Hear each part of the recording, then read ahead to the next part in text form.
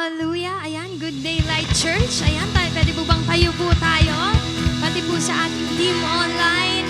Sino po dito excited na mag-worship kay Lord? Hallelujah! Come on, let's invite the presence of Jesus in this place. God, we want to worship you. We want to adore you, the King of Kings and the Lord of Lords. Hallelujah! Come on, can we sing this song to God? You know that I love you.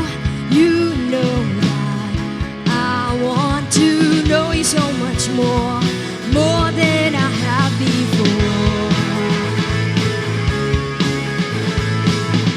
These words are from my heart. These words are not made up. I will live for you. I am devoted to you. King of Majesty, I have one desire, just to be with you, my Lord, just to be with you, my Lord. Jesus, you are the Savior of my soul. Hey, hey, hey, hey. And forever and ever I give my praises to you. Come on, you sing, Jesus, you are the Savior. Jesus, you are the Savior of my soul. Hey, hey, hey, hey. And forever and ever I give my praises to you. Hallelujah. Thank you, Jesus, for the privilege to worship you in this place.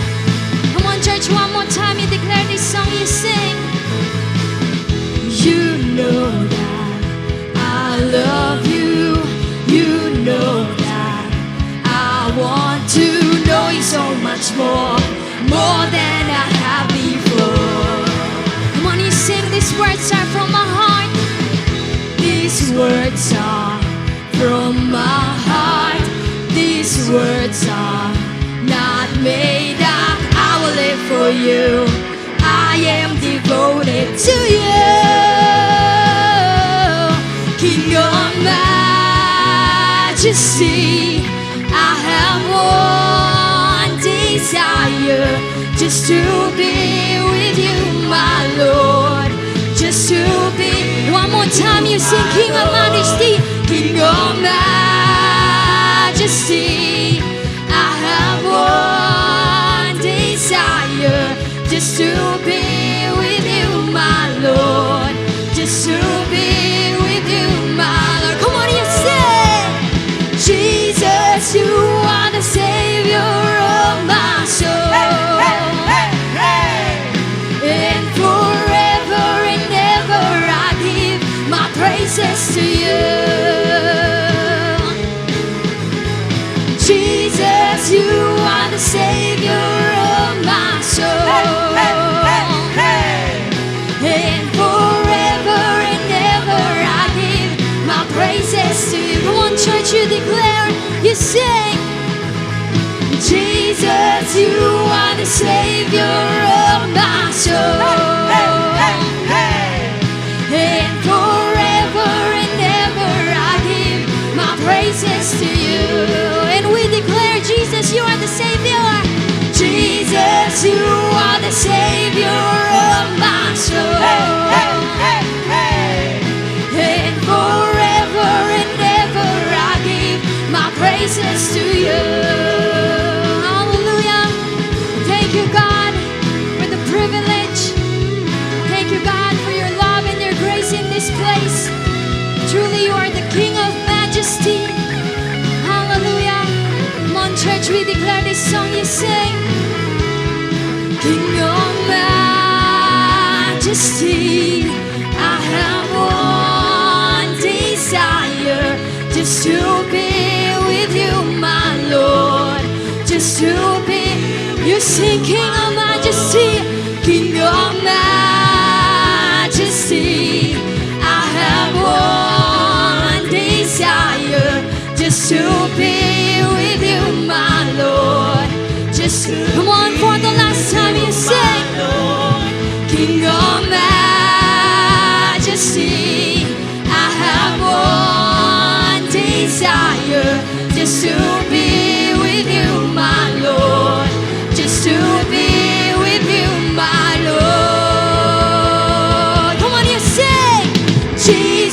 you are the Savior of my soul. And forever and ever I give my praises to you. Thank you, Jesus, you said. Jesus, you are the Savior of my soul. And forever and ever I give my praises to you. Jesus, you are the Savior. Jesus, you are the Savior of my soul.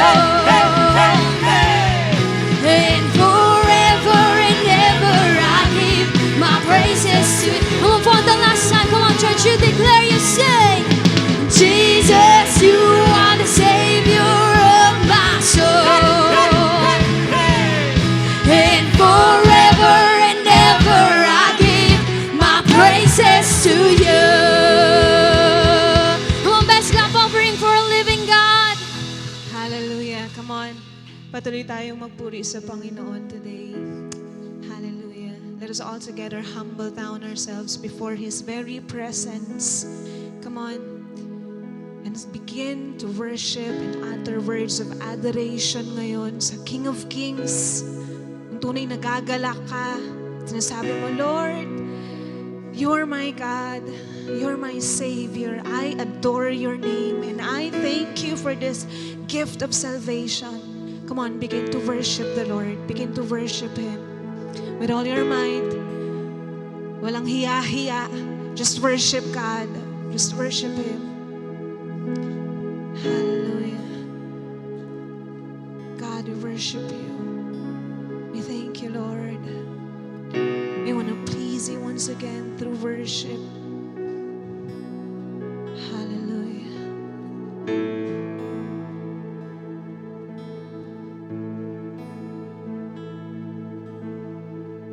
There was a moment when the lights went out, when death had claimed its victory. The King of Love had given up His life. The darkest day in history. There on the cross, there on the cross, they made for sinners. For every curse, His blood atoned. One final breath, and it was finished. But not the end we could have known. For the earth began to shake, and the veil was torn. What sacrifice was made as the heavens roar.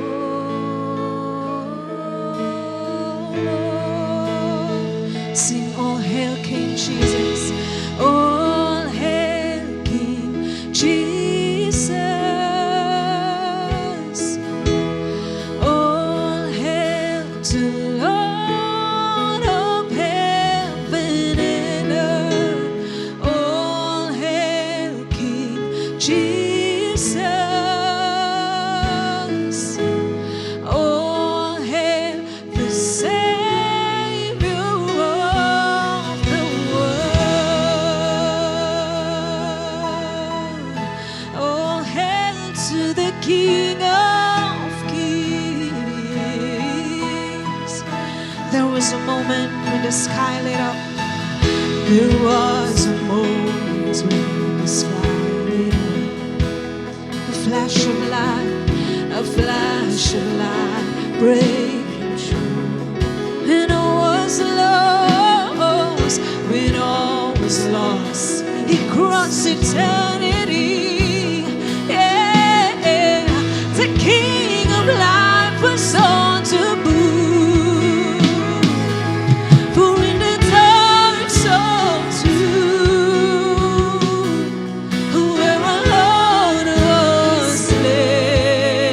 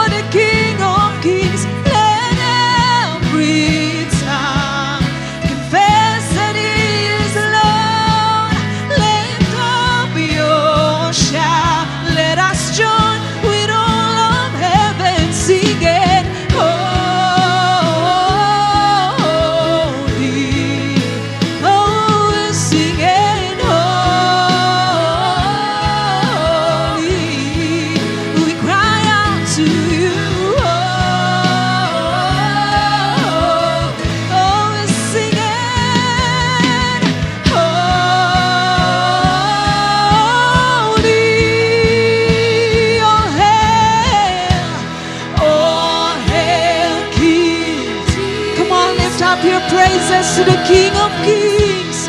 All hail to the Lord. Oh, shout your praises to the King, to the Lord. Oh, hail to the Savior of the world. You roam the world. All hail Jesus. Yes, God, we worship you. All hail to Lord of heaven and earth. All hail Jesus. All hail to the Savior. Savior of the world.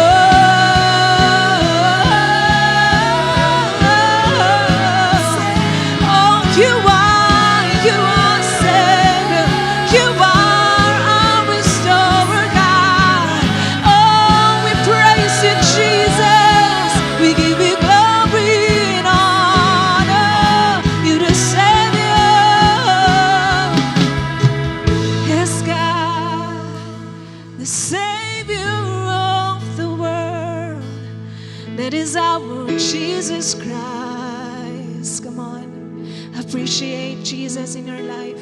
Appreciate your Savior. Worship Him. Thank Him, God. We glorify you.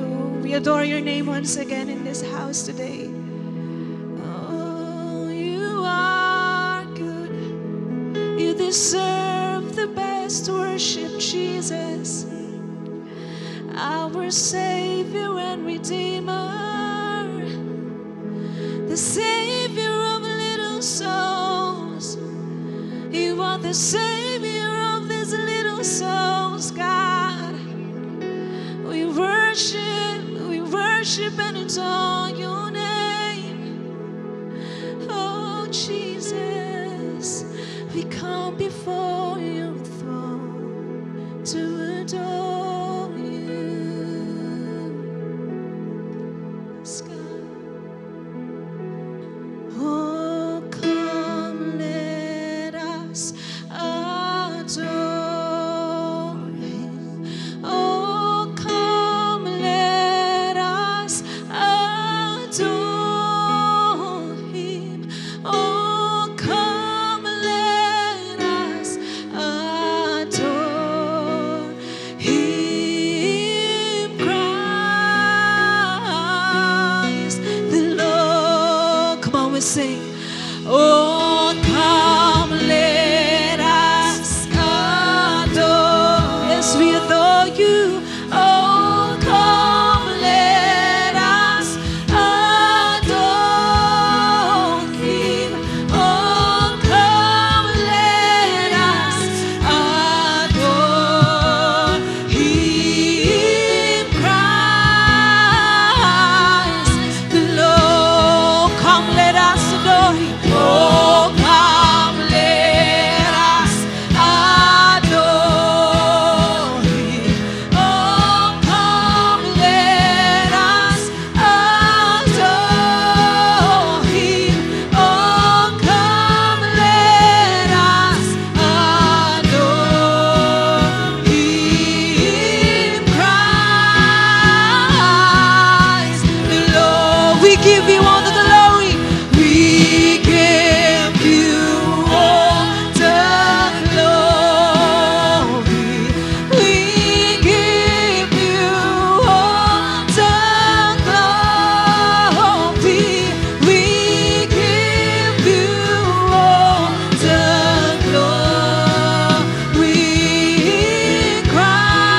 Christ the Lord. We give you all the glory. We give you all the glory. Yes, we give you all the glory, Jesus. You deserve our best worship, God. We give you all the glory, Christ the Lord. For the last time, come on, we give you all the glory.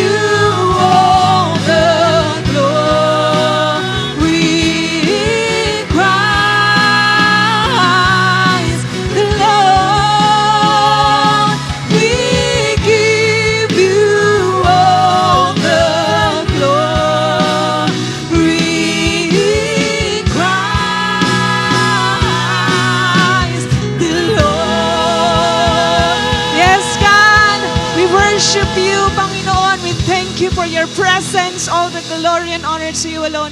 This is our prayer in Jesus' name. Amen. Amen. Amen! Ayan. So, are you blessed po sa ating worship? Sige po, pwede na po tayong makaupo. Ayan. So, pakisabi po sa katabi mo, it's giving time. Ayan. Malakas pa po. Isa pa po, it's giving time. Amen. So, let's read po from our text, which is from Deuteronomy 15:10. Sabi po dito, give generously to them and do so without a grudging heart. Then because of this, the Lord your God will bless you in all your work and in everything you put your hand to. So as a background po ng ating text, this verse addresses the topic of generosity and compassion towards those in need. Moses delivers a commandment from Yahweh to the Israelites, instructing them to generously and willingly provide for their fellow brothers and sisters who are in need. So Moses provided two results of giving generously and willingly. So these are the results of giving generously and willingly. So number one po is we participate in God's work of blessing others. So sabi po sa verse 10a, give generously to them and do so without a grudging heart. So this verse instructs the Israelites that their heart should not be grieved when they give to those in need. Pinapakita lang po nito na ang pagbibigay po natin ay dapat genuine at may willing na spirit. Hindi po yung nagdadalawang isip at hindi masama ang loob. So, pinapakita lang po nito na, and it encourages us to have an attitude na hindi selfish, pero joyful sa pag-extend ng tulong sa iba. Dahil alam niya na ang pagbibigay ay reflection of God's love and provision. So this verse also challenges us today to examine our hearts and motivations when it comes to giving. Nakikita ba natin na when we give freely, willingly at walang sama ng loob, nakikipag-participate po tayo sa work ng Diyos to bless other people? O hirap tayong magbigay at tumulong sa iba kasi feeling natin sayang? So remember po na every time we give sa mga gawain ng Panginoon at sa ibang tao, nagiging daluyan tayo ng pagpapala ng Panginoon. Amen po ba? So remember po na nagiging kabahagi tayo ng Diyos sa pagpapala ng iba. And in this way, makikita ng tao kung gaano rin ka generous ang Diyos na meron ka. So pangalawa po, in the result of giving generously and willingly, we experience His favor and provision. Gusto ba yan ng katabi mo? Oh, amen. So sabi po sa verse 10b, then because of this, the Lord your God will bless you in all your work and everything you put your hand to. So napakaganda po, no? So Israelites can expect to receive blessings from the Lord in all their work. If magbibigay at tutulong ang mga Israelita, blessings will surely follow. So disclaimer lang po, hindi po sinasabi na ito ay magiging motivation natin kung bakit tayo magbibigay kay Lord kasi pagpapalain tayo. But what I'm saying is, ang taong tutulong sa kapwa at magbabalik sa Diyos generously ay pagpapalain ng Lord sapagkat ginagawa nito ang kalooban ng Diyos. Amen po ba? Amen. So remember, nakita lagi ni Lord ang puso natin sa pagbibigay at nakikita po ni Lord kung nagbabalik at nagbibigay tayo wholeheartedly, cheerfully o baka napipilitan lang tayo. So the promise of God's blessings implies that He rewards the generosity and faithfulness of His people. Kung faithful ka, mas faithful po ang Panginoon sa'yo. Hindi ka niya pagkukulangin at hindi ka niya pababayaan. Pinapakita po dito na ang giving natin is not in vain sapagkat ito ay ina-acknowledge at ino-honor po ng ating Diyos. And God's blessings ay hindi lang limited sa financial, pero pwede po natin itong maramdaman through healing. Pwede din po natin itong maramdaman sa ating trabaho, achievements sa school, lumalagong light group or network, at marami pang aspects na pwedeng i-bless tayo ng Lord. Amen po ba? So this verse also teaches us the very nature of God and it reveals His character as a loving and generous Father who delights in seeing His children care for one another. So may resulta po ang pababalik sa Diyos at tulong sa iba, at pagtulong po sa iba willingly and wholeheartedly. So as a challenge po, I challenge you na ibigay ang deserve ng Panginoon, and He deserves the best, nang hindi napipilitan at hindi nag-aalinlangan. Kaya naman as we give our tithes and offerings and as we prepare yung ating first fruits natin para sa incoming year, let us be reminded to give sa Panginoon generously and willingly, to see for yourself kung paanong mararanasan mo ang matinding favor at provision ng Diyos sa'yo. So as a short testimony po, I am currently working po as a public school teacher. And I know po that this is God's favor because of being a faithful and consistent worship to God. And when we say worship, of course, it can be in the form of tithing. So you know po, it takes a lot of practice to master the heart of giving back what belongs to God. I remember po nung youth pa lamang po ako, I think that was 6 years ago, tinuro po sa amin ng mentor ko how to tithe faithfully.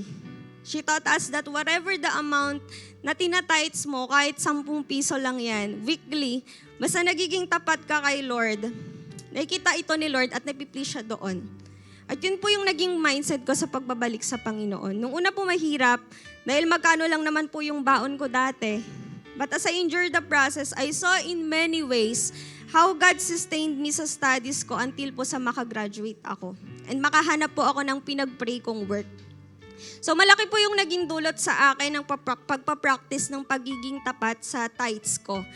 Mas maraming challenges ngayon as a young adult pagdating sa finances, but compared to what I'm giving back before, nakakatuwa po isipin na ang Panginoon po ang nagturo sa akin kung paano maging tapat sa maliit na bagay, kung kaya't napagkakatiwalaan po tayo ngayon sa malalaking bagay. So as a preparation po for the future, testimony din po namin na una po kaming nag-invest ng boyfriend ko sa pinagpe-pray po naming property noong 2021. And last year po nabayaran po namin siya fully. And this year lang din po na-process po yung property title. Hinihintay na lang po namin na matransfer po sa pangalan po namin. And also po last year din po pinagkaloob sa amin po si Ash. Yung kotse po namin na nagagamit po sa marami pong fellowship ng light groups and mga ganap po sa simbahan. And this year din po, grabe po yung pagpapala sa amin kasi po yung napundar pong business na before ay dati home base lang yung sa boyfriend ko, napunta sa mall. Tapos ngayon po may sarili na pong shop, may sarili ng pwesto. And ayun din po, praise God kasi po nag-offer din po siya ng help sa iba po nating kapatid. Nabibigyan po sila ng mga finances nila, yung mga tumutulong po sa amin. And pinagkaloob din po ni Lord yung another shop pa po within this year din po. And yun po ay glory to God lahat. So sa lahat po ng ito, pinaka-blessing po sa akin ay yung pag-sustain po ng Panginoon sa pamilya ko, sa network ko at sa light group po namin na pinagkatiwala po ng Panginoon. So ilan lamang po ito pero lahat po ay privilege lamang sa lupa dahil sa kabutihan po ng Lord sa aking buhay. Kaya po sa mga youth dyan, malaking bagay po na iti-take natin yung every opportunity to give back para ma-practice po natin ito at aanihin mo ito sa future. And sa iba po, especially to my fellow young adults, naniniwala ako na mahirap man sa atin yung pag-manage ng finances, but in giving back faithfully and wholeheartedly, si Lord po ang bahala sa mga pinapanalangin natin para sa sarili mo, sa pamilya mo, at sa iba pang aspeto. So, sige po, I invite you po to stand up and prepare our tithes and offerings. And let me pray for you. Heavenly Father, we are very blessed, we are very grateful sa pag-sustain mo po sa amin. For the whole year, Lord, hindi ka pa nagkulang. But Lord, nakikita mo po yung mga pangangailangan namin. Lord, ipinapanalangin ko po ang mga taong nandito, willing Panginoon na magbigay ng papuri sa iyo through our tithes and offerings. Ikaw po, Panginoon, ang mag-bless sa mga taong ito. Hindi lang, Panginoon, ang blessing materially, but Lord, in all aspects, especially, Panginoon, sa aming spiritual life, sa emotions namin, Panginoon, physical namin, Panginoon, at sa lahat po, Panginoon, ng aspect. Lord, ibinabalik namin ang glory sa iyo dahil wala po, Panginoon, ang hawak namin sobrang ito, yung laman nito, kung hindi po dahil, Panginoon, sa grace mo at sa pag-sustain mo sa amin. Kaya, Panginoon, ibinibigay po namin ito wholeheartedly sa inyo. Maraming salamat, God. In Jesus' mighty name we pray. Amen and amen. Sige po, pwede na po tayong umupo.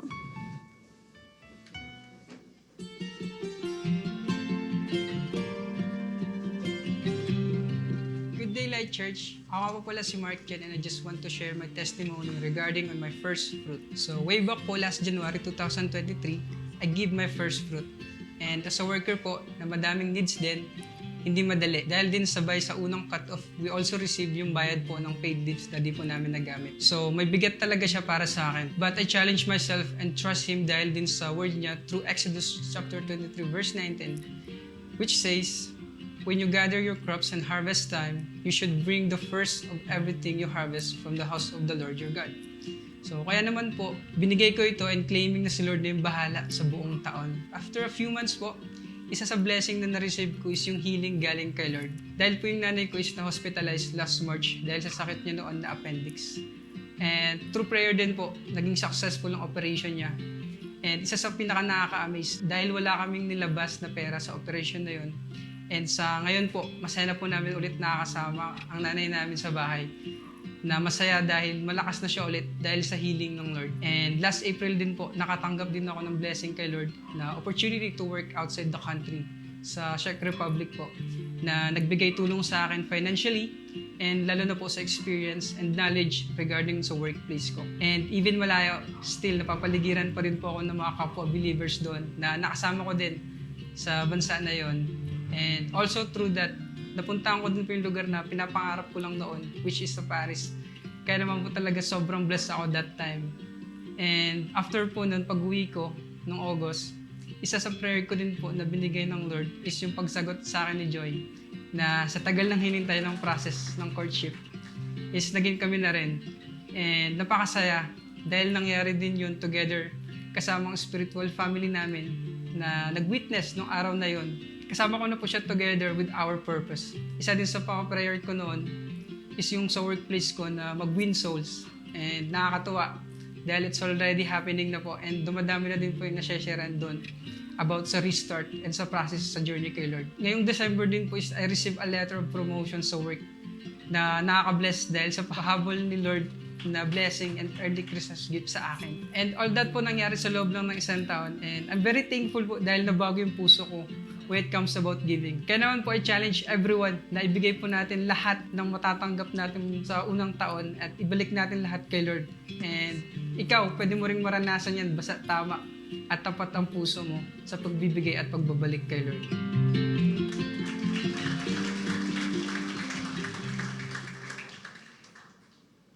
Thank you, Coach Mark Jan, for our first fruit encouragement, for giving our tithes, offerings, and pledges. We can send them through bank account, GCash number, or directly here sa ating church. That's why, Light Family, let's give and give back with generous hearts. Hallelujah! Grateful and blessed Sunday po sa bawat isa.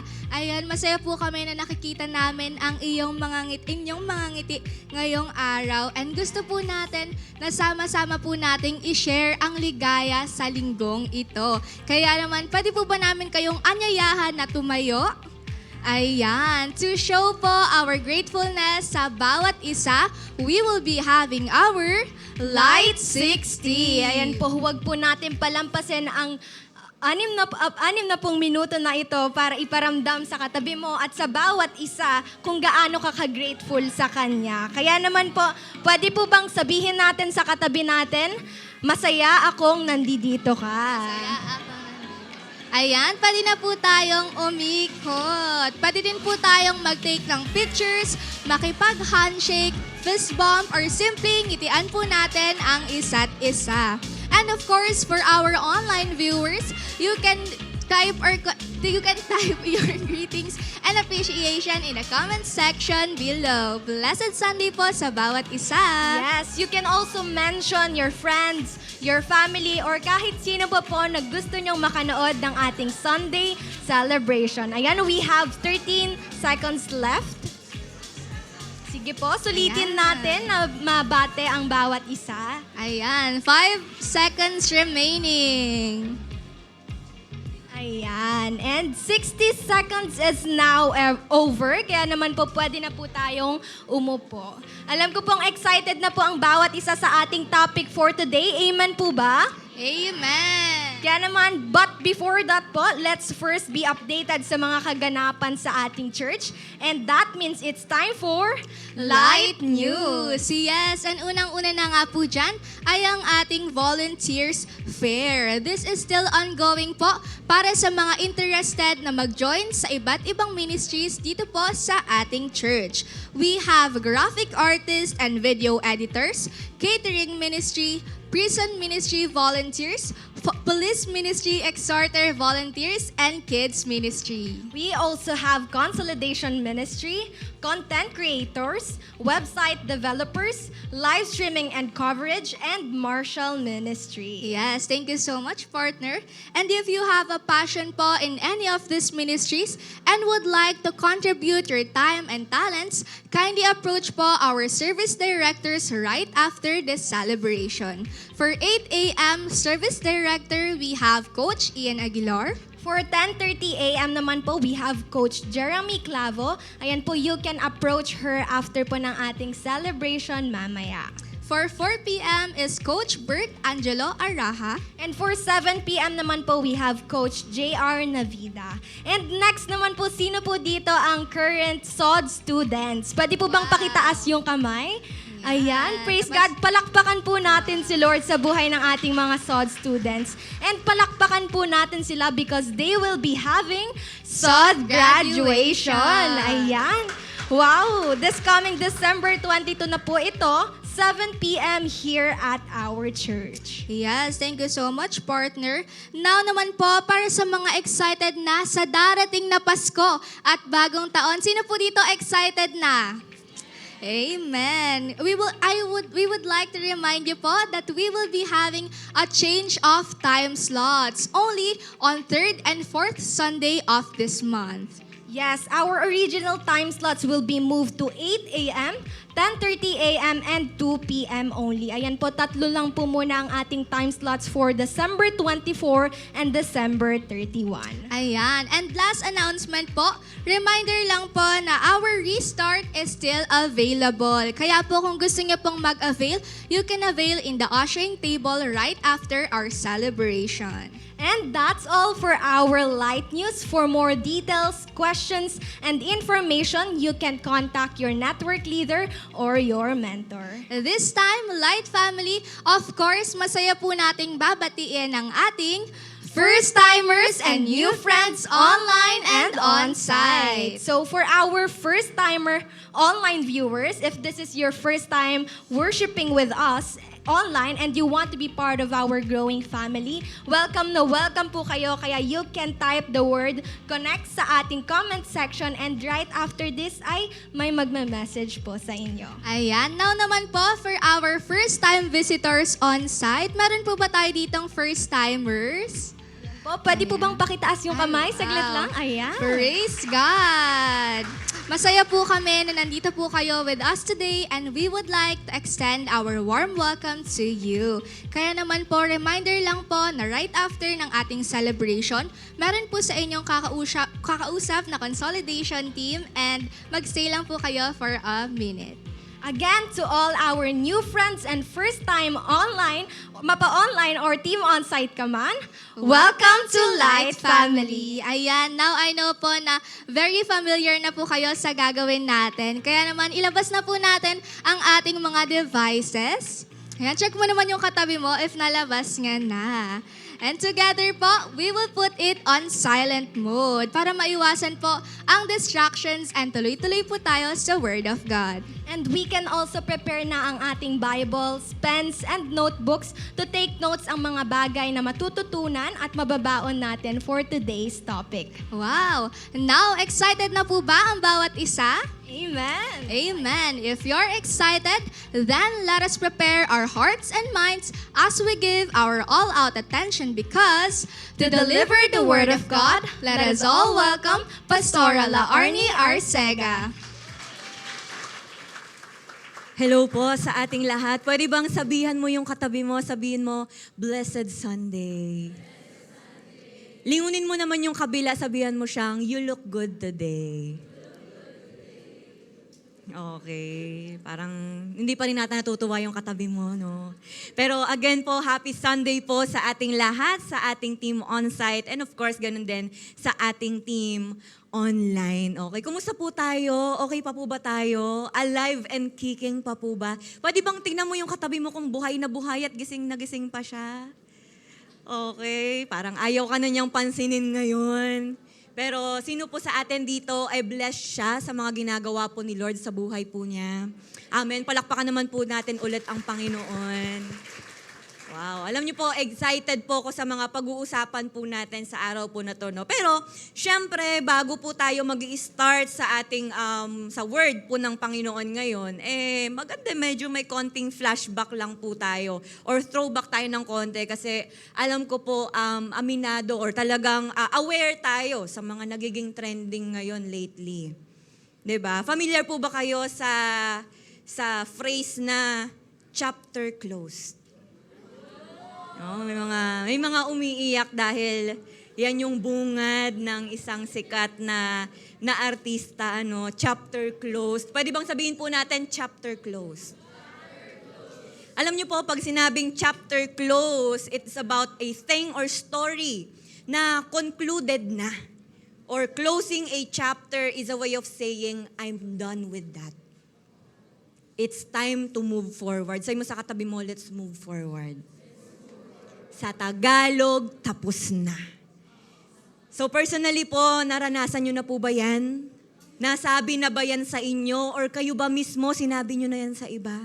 Huwag mo nang lingunin yung katabi mo kung siya yun, no? Okay? Pero baka minsan nasabi mo na or may nagsabi sa'yo, chapter closed.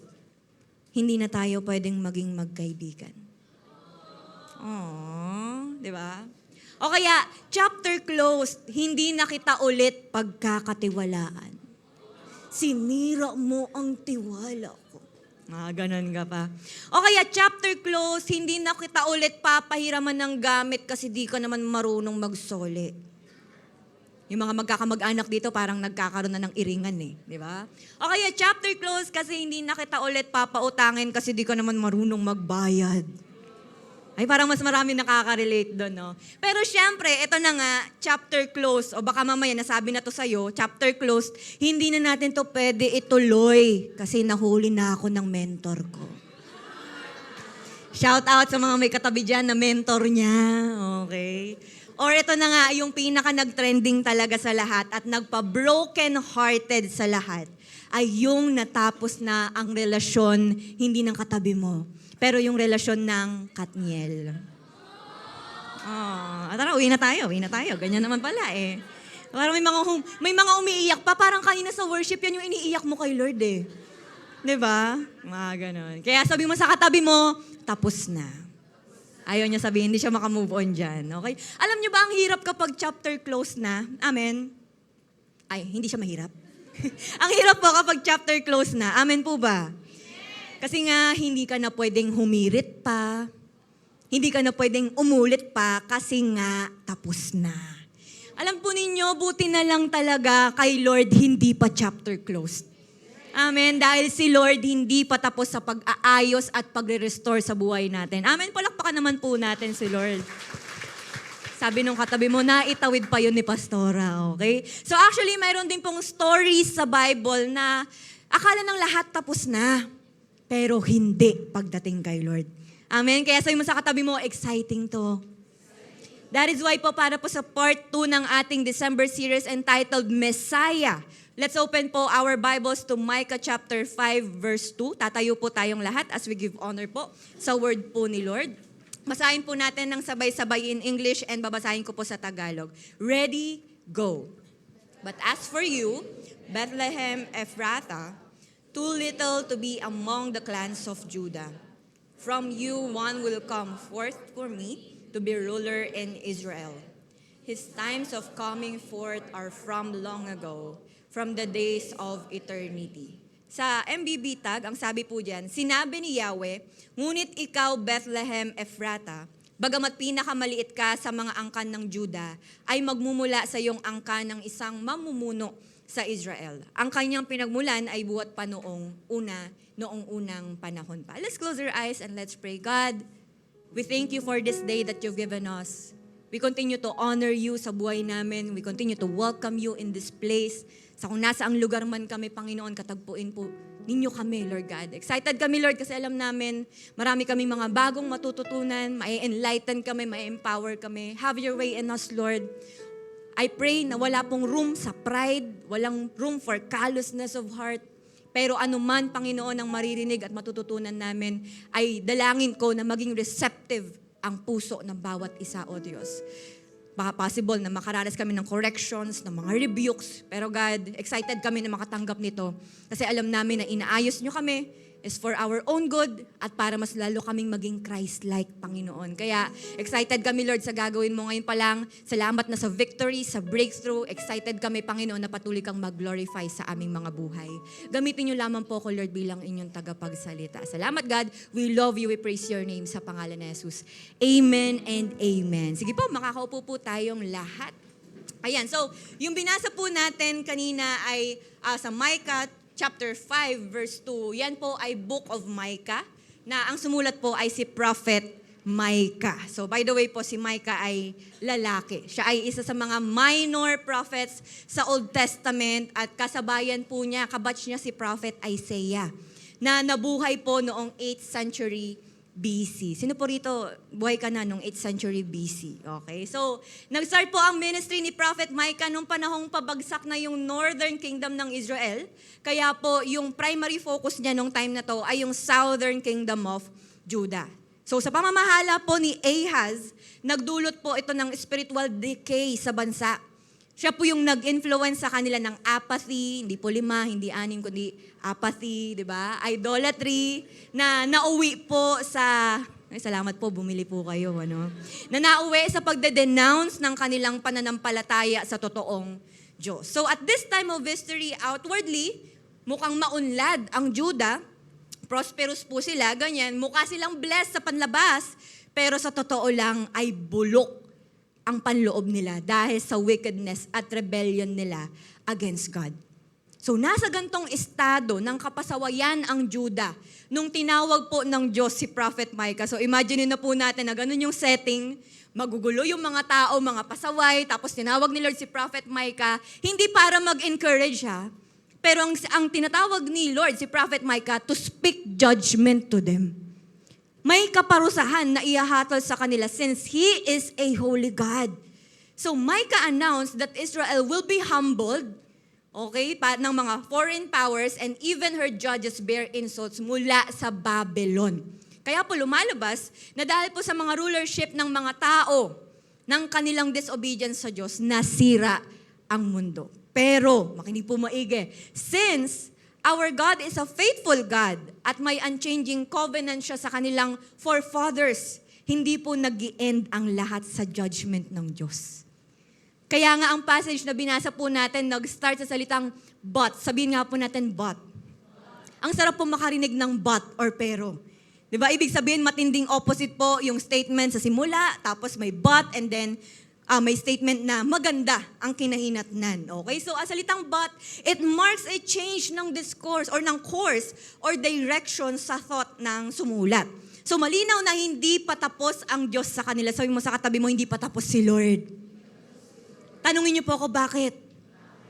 Because God is going to establish a kingdom at siya ay mag-i-install ng ruler or a king na magre-reign in righteousness. And of course, that is Jesus the Messiah. Amen? Parang di po kayo masaya sa sinabi ko. Again, that is Jesus the Messiah. Amen. Palakpakan naman po natin si Lord. Sabi nung katabi mo, Jesus the Messiah. Okay? Dahil through Jesus, the Messiah, magkakaroon ng restoration ng rulership sa mundo. Kaya po ang title po natin sa araw na to ay The Message of Restoration. Palakpakan naman po natin ulit si Lord. That is our title, The Message of Restoration. So, in our passage, si Prophet Micah, pinredict niya na kung saan ang origin or yung pagmumulan ng great ruler na si Jesus Christ. So dito po iikot yung pag-uusapan natin. Aaralin natin today kung ano ba yung dalawang magkasalungat pero kamanghamanghang katotohanan na pinagmulan ng great ruler na si Jesus the Messiah. Excited po ba tayo? Amen. So pag-usapan natin the two contradicting yet amazing facts about the ruler's origin. So number 1, the ruler was from Bethlehem, a least significant place. Sabihin nga po natin Bethlehem. Sabi sa verse, but as for you, Bethlehem Ephrathah, too little to be among the clans of Judah. Sa Tagalog, ngunit ikaw, Bethlehem Ephrathah, bagamat pinakamaliit ka sa mga angkan ng Judah. So speaking of Bethlehem, alam niyo po ba ito ay located 6 miles south ng Jerusalem sa hill country ng Judea. So yan po yung mapa natin, makikita natin malapit-lapit sa Jerusalem. And sa Old Testament, ang unang naging katawagan po kasi sa Bethlehem ay Ephrath, nang ibig sabihin ay fruitful or abundant. Sa ibang versions naman, ang Bethlehem Ephrathah tinatawag talaga na too little among the clans of Judah. In other words po, sila ay little pagdating sa size and little pagdating sa significance. Sa madaling sabi, ito yung lugar na tingin nila, hindi naman ganun kahalaga. Okay, so parang picture natin yung isang lugar na, alam mo yung kapag binanggit yung barangay ninyo, hindi sila natutuwa. Ay, taga dun ka? Okay. Diba? O kaya sa isang bansa, taga ganito, babanggitin yung lugar, tapos para sa kanila, hindi naman siya ganun ka-importante. Ganun ang estado ng Bethlehem nung time na yon. And according sa Bible scholars, ang population lang nila ay umaabot ng 2,000 to 3,000 people lang.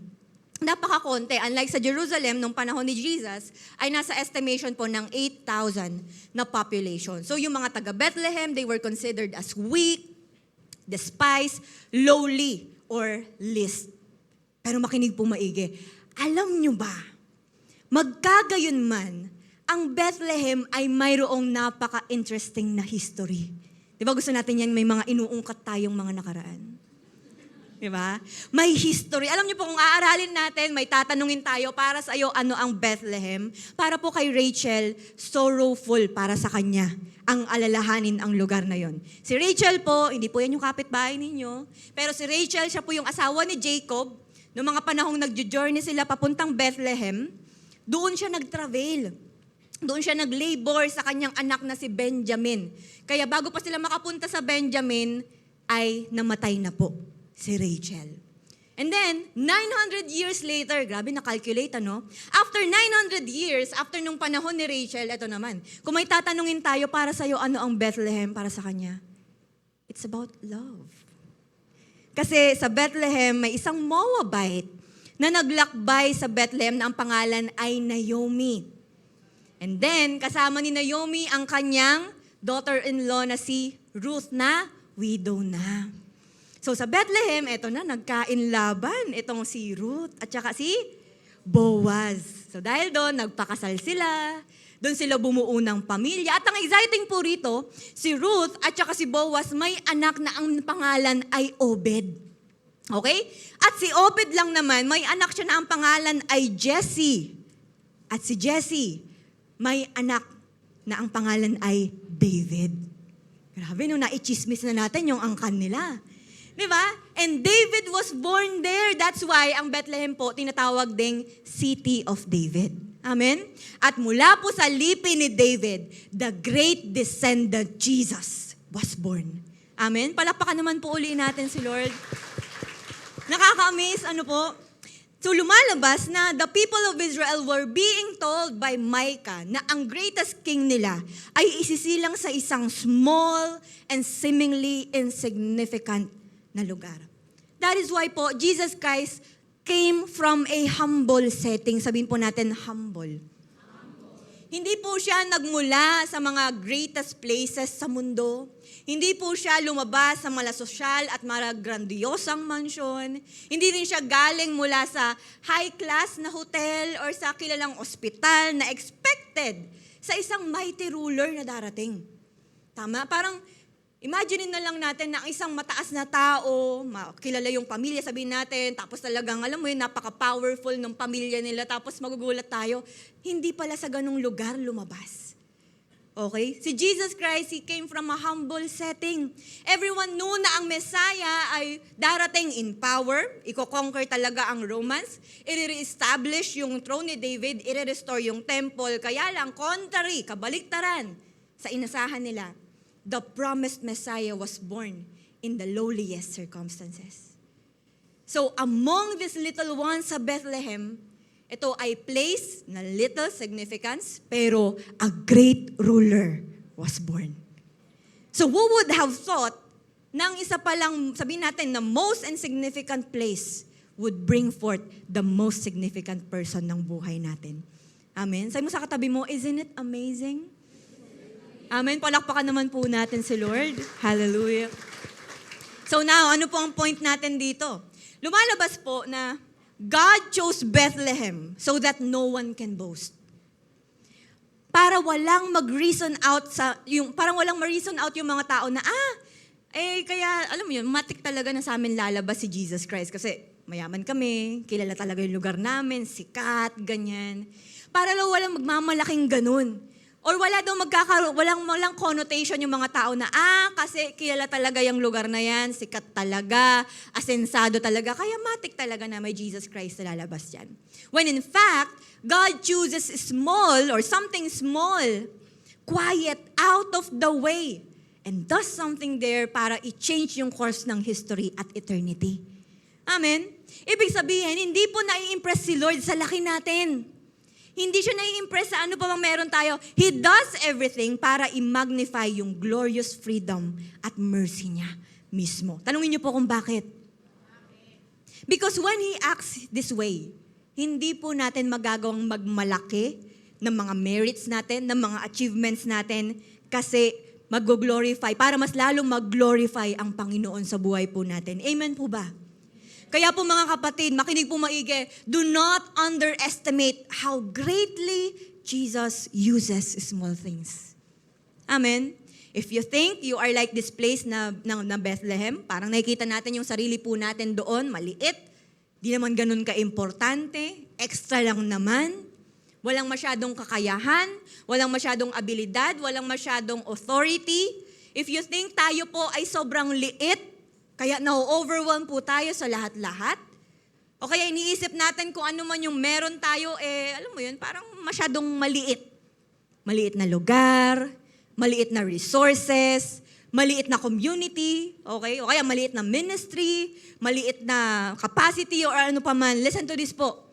Kahit pa sa tingin ng tao ay maliit o insignificant, less important, still kaya pa rin gamitin ni Lord for His glory. Amen. Sige po, palakpakan po natin si Lord. Gaya po ng sinasabi sa 1 Corinthians 1:27-31, ang ganda po nito. Ang sabi, but God chose the foolish things of the world to shame the wise. God chose the weak things of the world to shame the strong. And God chose the lowly things of this world and to despise things. And the things that are not, to nullify the things that are, so that no one may boast before Him. Para raw walang magmalaki kay Lord. It is because of Him that you are in Christ Jesus was become for us wisdom from God. That is our righteousness, holiness, at redemption. Therefore, as it's written, let the one who boast in the Lord. Ang kaya lang nating maipagmamalaki, si Lord lang talaga. Kaya sabi mo sa katabi mo, kapatid, huwag mong mamaliitin ang sarili mo. Amen. Palakpakan naman po natin si Lord. Hallelujah. So yun po yung number 1. Pangalawa, another contradicting yet amazing fact about the ruler's origin. Pangalawa, the ruler was from eternity. The most significant place. Sabihin nga po natin eternity. Ito po yung sabi ni Lord kay Prophet Micah na ruler, about sa ruler na ito, na ang kanyang pinagmulan ay buhat pa noong una. Buhat pa noong unang panahon. So this means, a king will emerge na mag-rule over Israel. Siya po yung pinadala bilang King of the Jews, meaning, hindi po siya nagsimula lang sa Bethlehem. Yung sinabi sa verse na he's going forth or coming forth, ibig sabihin mula pa po yan sa foundation ng mundo. Kaya nga ang sabi sa verse, from you, one will come forth for me to be ruler in Israel. His times of coming forth are from long ago, from the days of eternity. So ang salitang eternity po, mula siya sa Hebrew word na olam. Ibig sabihin, everlasting. Ibig sabihin, forever and ever. Sabi mo sa katabi mo, forever. At alam nyo ba, ito na. In fulfillment sa prophecy po na ito, 700 years after, grabe nun, tagal. Minsan naiinip na yung katabi mo, isang buwan pa lang, isang taon. Pero ito, 700 years after, di ba nag-prophesy si Micah about po rito. After 700 years, nabalitaan ito ni King Herod. Itong prophecy na to. Kasi nga, siya yung kasalukuyang ruler nung panahon na yon. Nabalikan niya to nung time na pinuntahan siya mismo ng mga Magi para hanapin yung Messiah at sasambahin nga raw nila. Etong Messiah na King of the Jews. So kaya nagtanong to si Herod. Sabi niya, ano bang ano? Ano bang meron? Ganyan-ganyan. Sabi sa prophet, parang dito inulit or kinote ng mga chief priests and teachers of the law yung Micah chapter 5 verse 2 na lumabas sa New Testament, sa Matthew chapter 2 verses 5 to 6. Ang sabi doon, in Bethlehem in Judea, they replied, for this is what the prophet has written. Inulit nila. But you, Bethlehem, in the land of Judah, are by no means least among the rulers of Judah. For out of you will come a ruler who will shepherd my people, Israel. So dahil nalaman to ni Herod, nabalitaan niya, parang may mindset siya na, alam mo yun, mapapalitan siya sa pwesto. Nagkaroon siya ng takot na may papalit sa kanya na susunod na hari. So ang ginawa niya, nag-utos siya na ipapatay ang lahat ng mga batang lalaki sa Bethlehem mula 2 years old pababa. Grabe, no? Parang sinong hari ang makakagawa nun? Nagawa yun ni King Herod. So itong least significant place na to na Bethlehem, nakuha nila yung atensyon ng lahat ng tao. Di man siya pansinin, hindi man importante, pero nung na-brought up uli yung prophecy na to, nakuha niya yung atensyon ng lahat. Yung atensyon ng galit at insecurity ni King Herod at yung matinding pain at sorrow ng mga namatayan ng anak. Mga naging painful waiting of the sons of Israel para sa Mesayang pinangako. So nangyari nga rin yung prophecy sa Jeremiah 31:15. Ang sabi doon ni Prophet Jeremiah, this is what the Lord says. A voice is heard in Ramah, mourning and great weeping. Rachel, weeping for her children and refusing to be comforted because they are no more. Yan yung point sa prophecy na kaya raw hindi sila magawang i-comfort kasi wala na silang anak. Kaya po mga kapatid, ganito yung naging response ni King Herod nung nabalitaan niya yung about sa great ruler na to. It's a threat para sa kanya. Ganito nasisira ng kasalanan ng paghahari sa isang bansa, damaged throne at wickedness ang nag-i-influence sa bansa. Actually po, dahil sa kasalanan, bukod po kay King Herod, marami pang worse, marami pang mga wicked rulers yung nagdaan at nag-rule sa Israel at saka sa Judah. Check po natin, may mga ilan po tayong mga examples pagdating po rito. Simulan po natin kay Jehoram, King of Judah. Okay? Si King Jehoram po, siya ay anak at successor ni King Jehoshaphat. Wala na sigurong kailangan to kasi Jehoshaphat na. Di ba? Talagang wala tong takot sa relasyon kay Lord. Unlike sa tatay niya, si Jehoshaphat may takot kay Lord pero hindi niya yun nakuha sa tatay niya. So napaka-barbaric, napaka-cruel ng mga ginawa niya since meron siyang power bilang isang hari. Alam niyo po ba ang pinaggagawa niya? Pinagpapatay niya ang lahat ng mga kapatid niya. Kasama doon yung mga several leaders in his kingdom. 2 Chronicles 21:4-5. Nung naging hari daw si Jehoram over his father's kingdom, he put all his brothers to the sword. Kasama daw yung mga officials ng Israel. So si Jehoram, 32 years old, nung siya'y naging hari at namuno daw siya sa loob ng 8 years. Grabe na 8 taon. Mahaba na panahon yun na may maluluklok na isang wicked na ruler. Liban pa po doon, may mas matindi pa sa kanya. Si Ahab, king of Israel. Okay?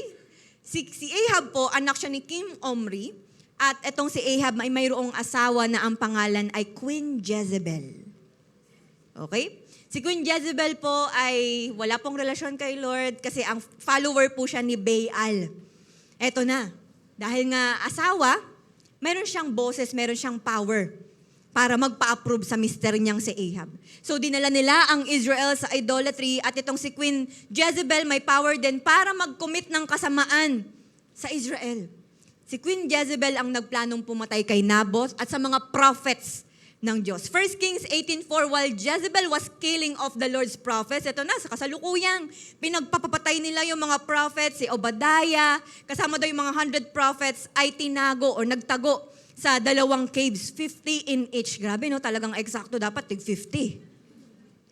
And had supplied them with food and water. So ito yung mga panahon na takot yung mga prophets ng Diyos kasi nga pinagpapapatay nila Queen Jezebel. Lahat ng ito, under sa approval ni King Ahab. Sabi mo sa katabi mo, ang sama, no? Actually, may susunod pa po, mas matindi. Check natin si Manasseh. Si Manasseh na King of Judah. So siya po ay anak at successor ni King Hezekiah. At ito po ang matindi rito, namuno siya sa loob ng 45 years. Tagal, no? Parang tayo, di ba? Parang sa ganyan, hindi natin ma-imagine, 45 years, parang sa buong lifetime, siya yung mamumuno. Siya yung pinakamatagal na naghari among sa mga hari ng Israel at saka ng Judah. So, nag-relapse po sa idolatry ang Judah since nung naluklok siya. At liban pa doon, he murdered innocent people. Or many innocent people sa Jerusalem. 2 Kings 21:16, moreover, Manasseh also shed so much innocent blood that he filled Jerusalem from end to end. Ang matindi rito, mga inosenteng tao talagang pinagpapapatay. Besides the sin that he had caused Judah to commit, so that they did evil in the eyes of the Lord. 45 years. Can you imagine kung gaano katinding delubyo, kung gaano katinding pagpapahirap ang naranasan ng mga tao dahil sa kanila. Actually po, bukod pa sa kanila, marami pang mga nagdaang hari, mga worse, mga wicked rulers na nagdulot ng matinding paglayo ng mga tao sa relasyon nila sa Diyos. Nakaranas ng mga kamatayan, ng chaos, at lahat ng ito dahil sa kasalanang nag-i-influence sa kanila. Kaya kung i-check po natin yung kondisyon ng Judah at Israel, hopeless na. Tama? Mukha ng chapter close kasi nga ang gulo. Kasi nga ang tinding pagkasira ng mundo. But, makinig kong maigi, here comes the prophecies about the coming of the Messiah. The great ruler. The great ruler na mula pa sa eternity, nag-exist na before Bethlehem, nag-exist na before Abraham, nag-exist na before the creation of the world, and that is Jesus the Messiah. Amen. Palakpakan naman po natin si Lord. Sabi mo sa katabi mo, buti na lang may Jesus. Si Jesus po mismo, siya yung El-Olam or yung everlasting God. Siya yung great ruler na walang kasalanan, walang bahid ng kasalanan, walang bahid ng wickedness. Wow! Siya yung great ruler, the righteous one na nag-restore ng throne at yung tunay na hari na nagbaba ng kingdom of God sa mundo. Mark 1:15 ang sabi, the time is fulfilled and the kingdom of God is at hand. Repent and believe in the gospel. So now, anong klaseng great ruler si Jesus, the Messiah? Sabi sa Daniel 7:14, He was given authority, glory, and sovereign power. And all nations and peoples of every language worship Him. His dominion is an everlasting dominion that will not pass away. Hindi raw lilipas. At yung kingdom niya is the one na hindi raw masisira or madidestroy. Kasi yung sa katabi mo, napaka-powerful ni Lord. Amen? Napaka-powerful, napaka-sovereign at everlasting. That is why makinig po maigi, ladies and gentlemen. Ito yung point ng prophecy ni Prophet Micah. Ganito katindi yung Panginoong Yesus na magiging great ruler ng Israel. Amen? Natutuwa pa po ba kayo sa pinag-uusapan po natin? Ang pinag-uusapan natin, great ruler, hindi po wicked ruler. Amen po ba? Amen. Malayong-malayo po ito sa mga nagdaang rulers ng Israel sa maraming taong lumipas. Rulers na walang ibang ginawa kundi mang-slave ng kanilang mga nasasakupan, na walang ibang ginawa kundi mamuno for their selfish gain. Pero makinig kung maigi, what makes Jesus Christ the greatest among all the rulers in the world? Si Jesus Christ lang naman po ang natatanging great ruler na Diyos na nagkatawang tao. Mula eternity, papunta sa temporary world, and great ruler para what? Para iabot ang mga tao. Para abutin ang bawat isa sa atin. Siya lang naman ang great ruler na nagpagaling ng mga may sakit. Samantalang yung ibang mga rulers, nagpasakit. Siya lang yung natatanging great ruler na bumuhay ng mga patay. Siya lang yung natatanging great ruler na nagpalayas ng mga demonyo at gumawa ng iba't ibang klase ng himala. Amen? Kaya sabihin mo sa katabi mo, kay Jesus yun. Sabihin mo sa kabila, saan ka pa? Diba? Siya lang yung natatanging great ruler na hari na pinakamataas sa lahat, pero umabot ng mga makasalanang tao, nagmahal ng sangkatauhan, dumaan sa matinding betrayal, pangiinsulto, pambabastos, pagpaparusa. Ginawa niya to hindi bilang pagpapakitang tao, walang halong maling motibo, pero nagmamahal ng totoo sa katabi mo. Amen? Siya lang yung natatanging great ruler na pinako sa cross. Dumanak ang dugo na matay muling nabuhay, lahat ng to pinagdaanan niya para lang maging posible na maranasan na sino mang mananampalataya sa Kanya, yung eternal na buhay at yung kingdom of God. So, ibang-iba po pala talaga si Jesus sa lahat na hindi makaabot ng tao.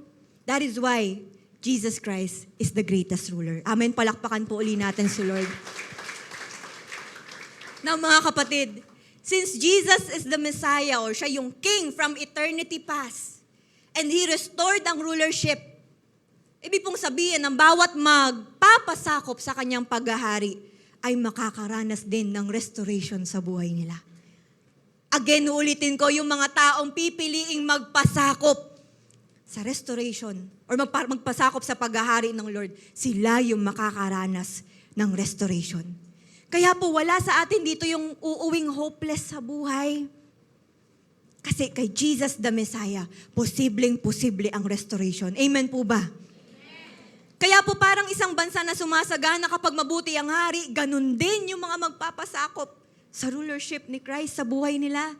That is why, makinig kong maigi, His kingdom extends to eternity. Meaning, pati yung mga magpapasakop sa kingdom ni Lord, mayroon silang eternal city, mayroon silang eternal nation, mayroon silang eternal home na mararanasan yung peace dulot ng paghahari ng great ruler na ito.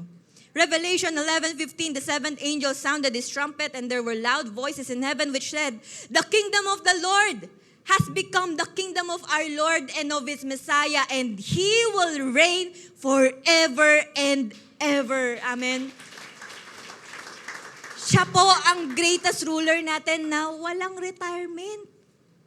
Baka po kasi may mindset tayo, ako na yung tatrabaho sa plano ni Lord sa buhay ko kasi matanda na siya at gusto ko na siyang tulungan. Baka mamaya pagod na siya.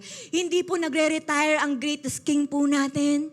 Wala pong pwedeng pumalit po sa Kanya. Nag-iisa siya at magre-reign siya habang buhay hanggang eternity. Amen po ba? So sa rulership ni Jesus the Messiah, in the kingdom of God, wala na pong magiging crime doon. Wala nang warfare, wala nang corruption, kahirapan, injustice, or ano pa man. Darating po yung time, magkakaroon na ng new heaven and new earth. Siya yung magiging king over all. And He will reign forever and ever. So si Jesus Christ, siya yung great ruler po natin. He is the Alpha and Omega.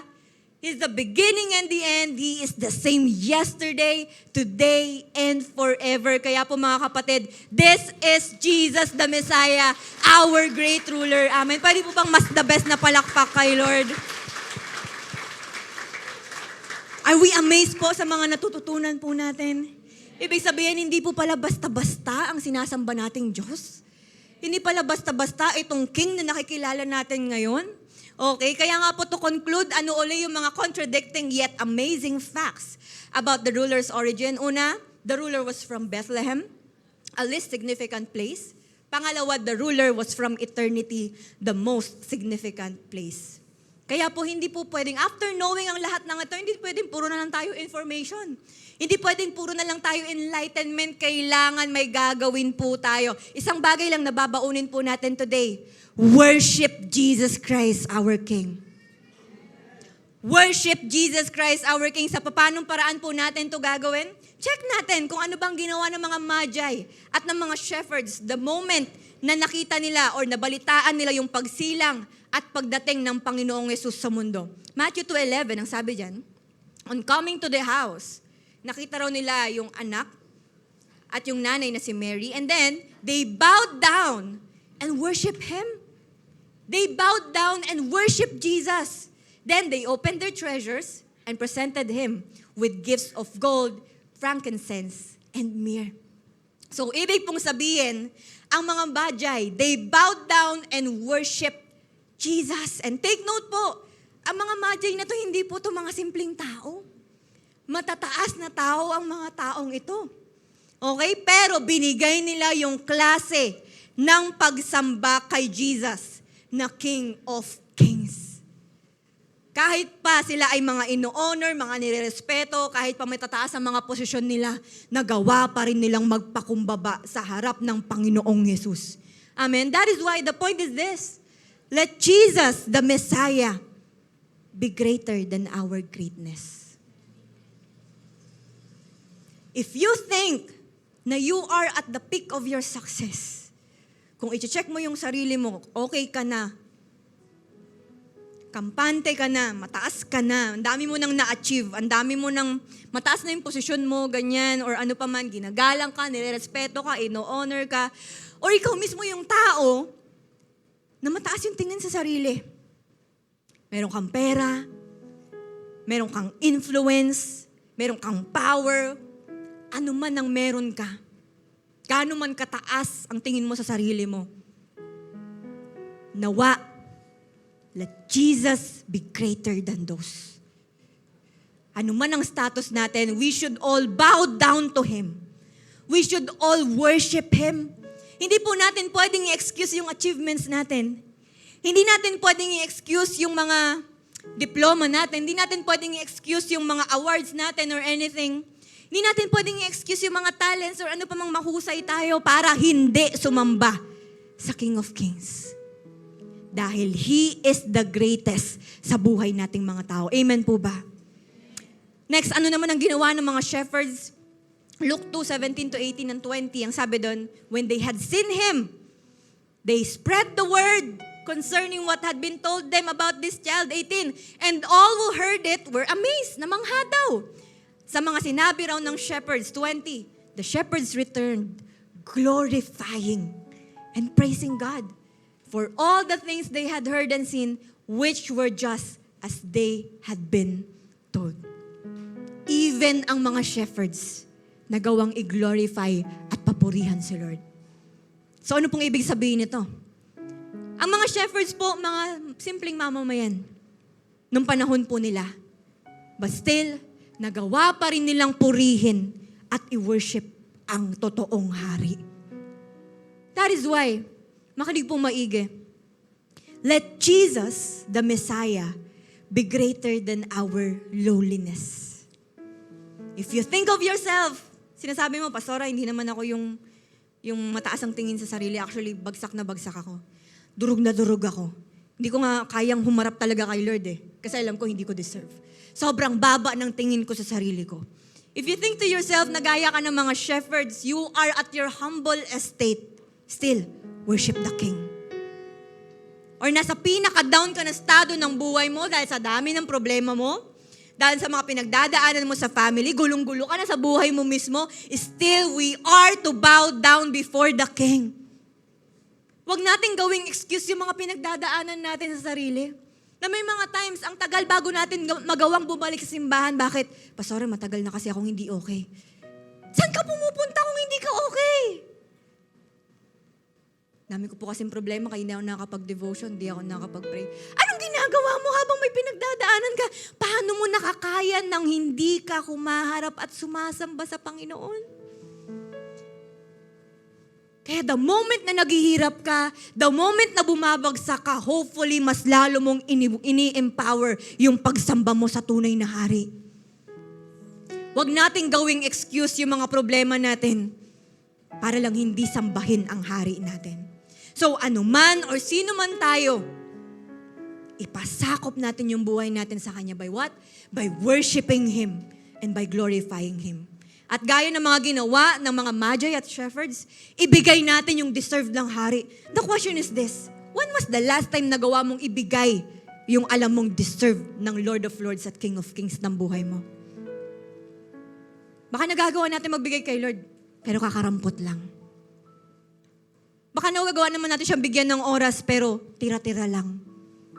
Nagagawa mo lang siyang balikan, kausapin, pag pagod na pagod ka na. Pero yung buong energy mo, naibubuhos mo sa ibang bagay. Nabubuhos mo sa ibang tao. Pero kay Lord, optional pa. Last resort pa siya. Ano yung ginawa ng mga magi at shepherds? Binigay nila yung deserve. Nag-serve sila. By what? By giving their gifts. Nagbigay sila ng time. Magbigay tayo ng oras pagdating kay Lord. Ibigay natin yung efforts natin. Bigay natin yung abilities natin or ano pa mang meron tayo at higit sa lahat. Nawa, iregalo mo naman kay Lord yung pagsunod mo. Baka kasi ngayong Pasko, baka lahat tayo, mga excited tayo. Ano kaya nga regalo sa akin nung nakabunot sa akin? Sana sinundan niya yung nasa wishlist ko. Pero pag hindi, isusumpa ko siya. Mahilig ako sa kape, pero sana wag mag. Mahilig akong mag-throwback ng mga photos, pero sana wag picture frame. Excited tayo sa mga gusto nating matanggap na regalo. Pero ikaw, ano ang regalo mo kay Lord? Ano ang regalo mo sa hari na siyang dahilan kung bakit nagse-celebrate tayo ng Kapaskuhan? That's why bigay natin yung deserve ng Panginoon. Amen? Share the good news about the kingdom of God. Share Jesus Christ, our King, saan? Sa ating mga pamilya. Sa ating mga loved ones, sa ating mga kaibigan, kasi baka iba yung hari nila. Baka yung hari nila, yun yung nagmamaltrato sa kanila, yun yung nagpaparusa at kumakawawa sa kanila. Then present Jesus Christ to them as their King.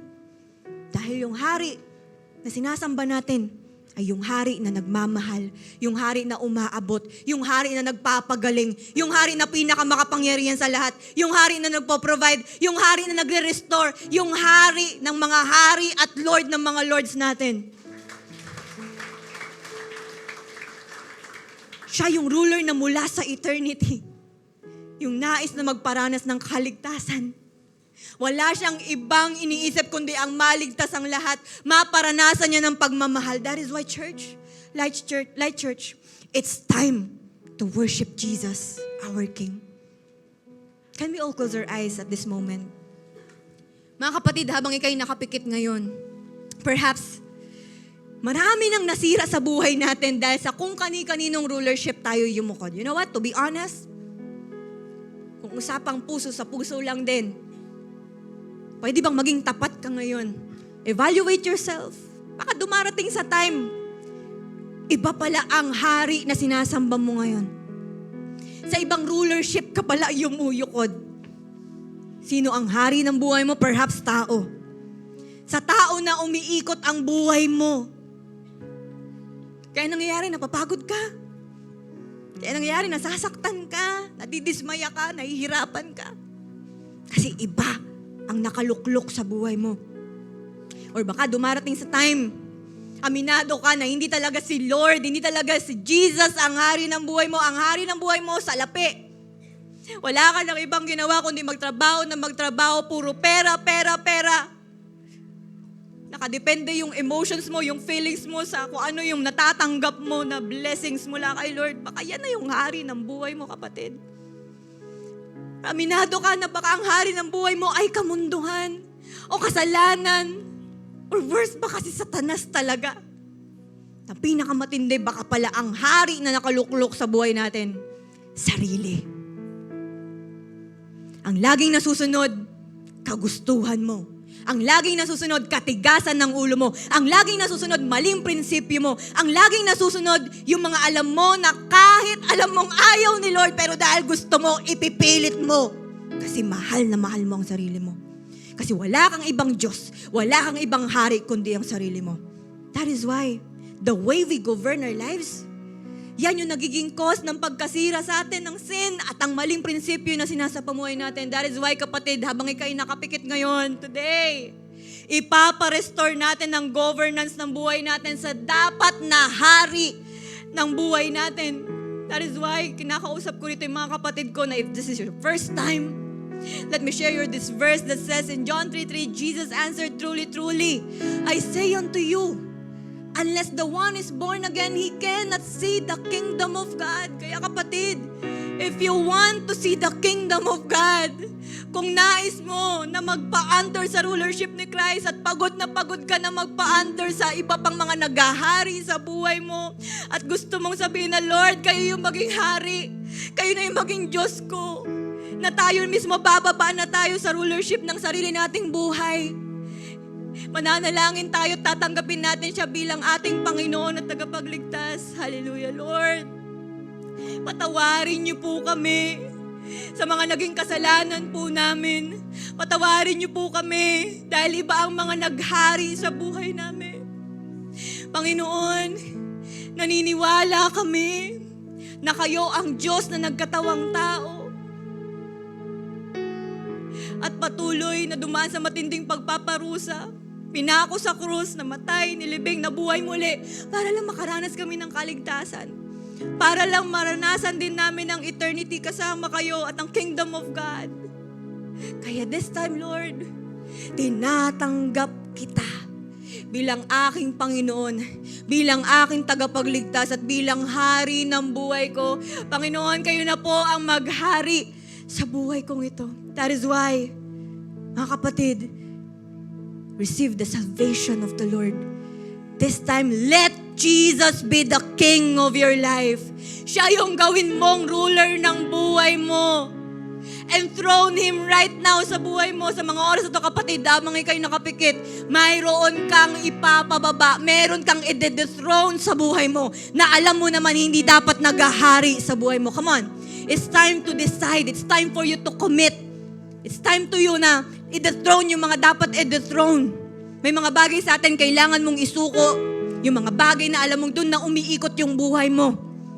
Mga selfishness, kasalanan, ano pa man, tao or anything. Kapatid, i-dethrone na natin yung mga bagay na yan. Begin to surrender everything to God. At sinasabi mong, Lord, pagod na ako.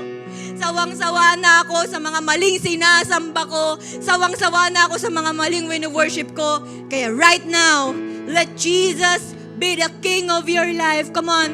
Pwede bang kausapin mo ngayon ang Panginoon and continue committing yourself to Him right now? Let Jesus be the King of your life. Hallelujah. Come on. Let Him reign in your life.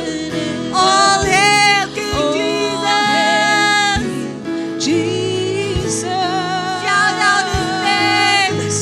Lord, right now, we invite your presence. We welcome you, our King of Kings and Lord of Lords. Hallelujah. Come on. Come on, get ready. We are inviting the presence of our King right now. Oh, all hail.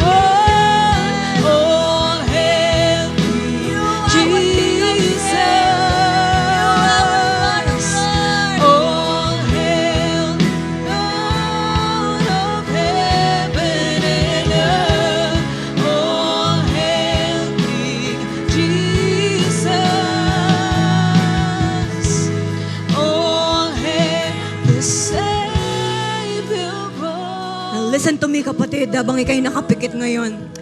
I want us to understand this thing. That Jesus Christ is the final King over the earth. Again, Jesus Christ is the final King over the earth. And as we come, and as we invite the presence of our King right now, ang tanong, kumusta ang magiging response mo sa pagharap ngayon sa Hari ng mga Hari at Lord ng mga Lords? Ano ang gagawin mo? Ano ang magiging response mo after mong magpakumbaba ngayon sa King of Kings and Lord of Lords? Kapatid, ano man ang status mo, whether you think of yourself na great, whether you think of yourself na low, na sa mababang estado ng buhay mo, regardless sa status mo ngayon, haharapin mo ang hari ng buhay mo. We will worship Jesus Christ as our King. That is why, get ready. As a count of 3, hindi ko alam kung ano yung gagawin mo. Hindi ka na magiging conscious sa itsura mo. Come on. As a count of 3, if you want to bow down before God, if you want to raise up your hands, wala ka na magiging pakialam sa paligid mo. Ang concern mo, ang gagawin ko, ibibigay ko ang pagsamba na deserve ng Hari ng mga Hari, Lord ng mga Lords. Ibibigay ko ang pagsambang deserve niya. At the count of 3, get ready. 3. Come on. The presence of our King is here. 2. Come on. Get ready. 3, 2, 1. Come on. Worship Him. Come on. Ano ang ipapakita mo ngayon? Yes. Worship the King of Kings. He deserves it. We continue to invite your presence, Lord. Jesus Christ is the final King over the earth. Come on. May maibubuga ka pa. There's more. We cry out to you, holy. We are singing, Basag sa harapan ng Hari. Kahit nasa pinakamababa ka, worship God right now. He is your King. He is your Lord. He is our Messiah. confess that He is Lord. Lift up your shout. Let us join with all of heaven, singing, Come on, there's more. There's more. We are Bigay mo yung best na pagsamba mo. Hallelujah. as we cry out to you, holy. We are singing, holy.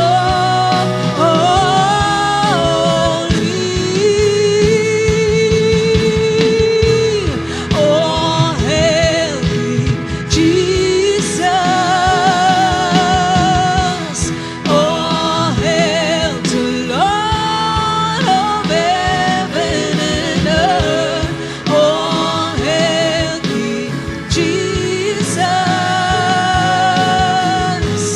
Oh, hail the Savior of the world. Oh, hail King Jesus. Oh, hail to Lord of heaven and earth. Oh, hail King Jesus. Oh, hail Savior of the world.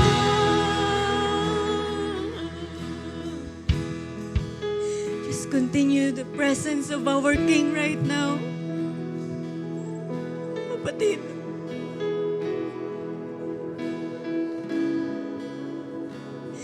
Just enjoy the presence of your King. Just continue to worship Him right now. Ang nasa harapan mo ngayon, siya yung pinakamataas sa lahat. Higit pa siya sa greatest person dito sa mundo. Higit pa siya sa pinakamayaman, pinakamataas na tao dito sa mundong to. You are worshiping the King of Kings. Hindi siya simpleng tao, kapatid. Wala siya sa eternity. He's an eternal God. Nasa harapan mo ngayon. Liban siya yung hari ng buhay mo. Siya rin yung greatest healer mo. Ang kinakatagpo natin ngayon, ang sinasamba natin, is the greatest provider. Siya yung pinakamakapangyarihan sa lahat. Siya yung may kakayaang magbigay ng victory sa'yo. Siya yung may kakayahang ipanalo ang mga laban na kinakaharap mo. Yung nasa harapan natin ngayon, He's our greatest Father. He is our Savior.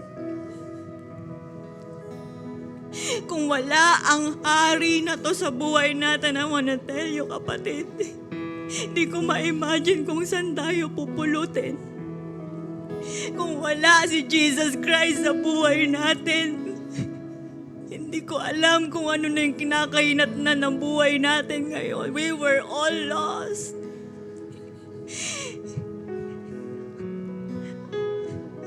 Lahat tayo diretso ng impyerno.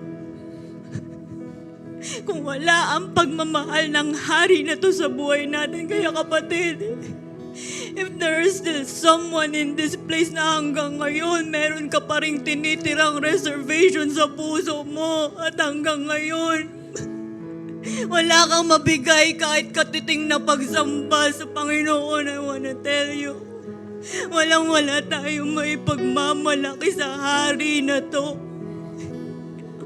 We are just living by His grace and by His mercy.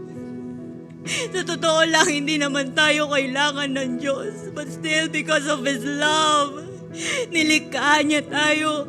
Because of His love, pinaparanas niya tayo ng mga pagpapala niya. Because of His love and mercy, nagawa niya pang magkatawang tao.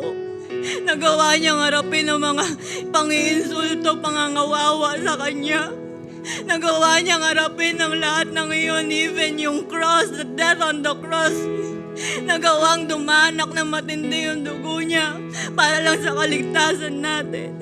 Nabuhay siyang muli just for us to experience the eternity with Him. Kaya sino tayo para magmatigas sa harap ng King of Kings and Lord of Lords?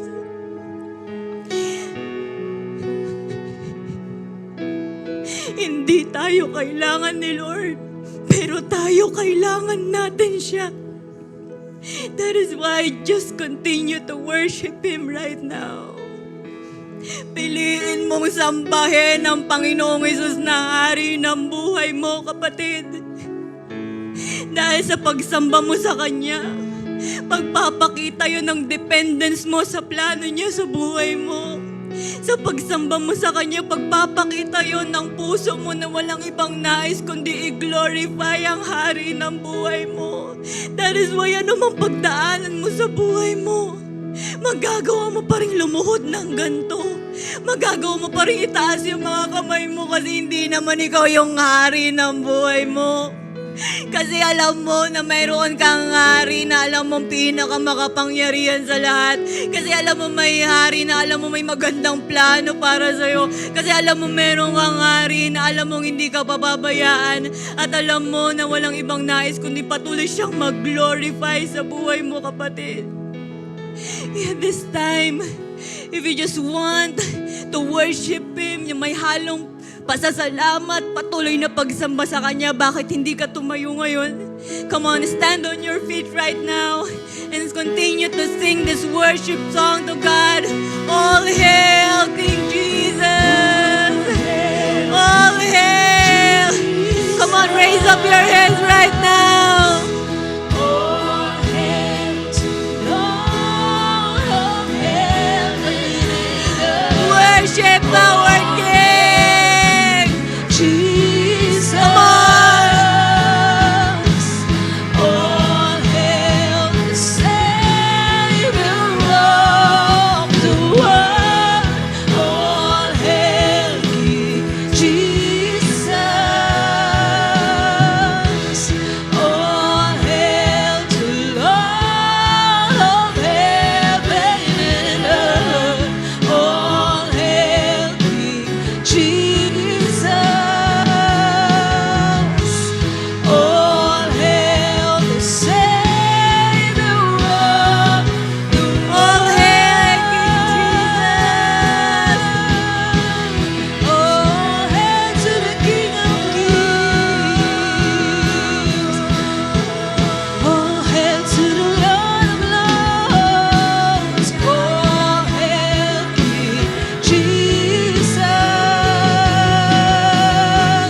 All hail to the Come on, for the last time, just the church, sing with all your heart. All hail King Jesus. Come on, just the church. All hail the Lord of all. Yes, All Lord. hail King Jesus. All hail the Savior of the world. Hallelujah. Ikaw kapatid, as we bow down, as we worship our Jesus, our King, patuloy mong pagkatiwalaan that He is the wisest ruler ng buhay mo. Patuloy kang dumepende sa King of Justice na ito. He is holy and righteous. Kapatid, sa patuloy na pagsamba mo sa King of Kings, tandaan mo, alam niya kung saan kanya ililid. He will restore us into a people na masunurin sa Kanya. He will restore us. At the same time, makakaranas tayo ng kapayapaan. Magagawa nating mas lalo pa siyang mahalin. Mas lalong mahalin ang ating kapwa. Magpapatuloy tayo bilang isang bayan, bilang isang simbahan na sumasamba sa Kanya. That is why, kapatid, worship God like never before. Worship Him like never before hanggang sa nabubuhay tayo. Yung bibig natin, puro mga praises ang lalabas. Yung buhay natin, magagandang testimony ang lalabas. The way we think, the way we act, lahat yun. Magpapakita ng pagsamba mo sa Panginoon. Because Jesus is our King. Hallelujah. Lord, maraming salamat. Dahil inayos niyo ang aming mga puso. Thank you, Lord, dahil mas lalong na-empower ang aming pagsamba sa inyo. Thank you, Lord, dahil may mga dinethrone kami at kayo ang in-enthrone namin bilang aming hari. Thank you, Lord, for restoring us, for forgiving us, for giving this chance na mas lalong lumakad sa pagsunod sa inyo. Lord, wala na kaming ibang sasambahin liban sa inyo na King of Kings and Lord of Lords. Excited kami, Lord, na mas lalong mamuhay, sumunod sa inyo bilang aming Panginoon. We love you, Lord. We praise your name sa pangalan ni Jesus. Everybody say aloud, Amen and Amen. So there's a reason po to celebrate. Hallelujah. Ayan, sa mga habol po ng kanilang tithes and offering, dito na lang po sa harapan. Thank you, God, for your word. Lord, thank you for giving us this opportunity to worship the true King. That's why we will sing this song to you. You know that I love you. You know that I want to know you so much more than I have before. These words are from my heart. These words are not made up. I will live for you. I am devoted to you, King of Majesty. I have one desire, just to be with you, my Lord. Just to be with you, my Lord. Everybody sing, Jesus, you are the Savior of my soul. And forever and ever I give my praises to you. Come on, church, as you declare your sing. Jesus, you are the Savior of my soul.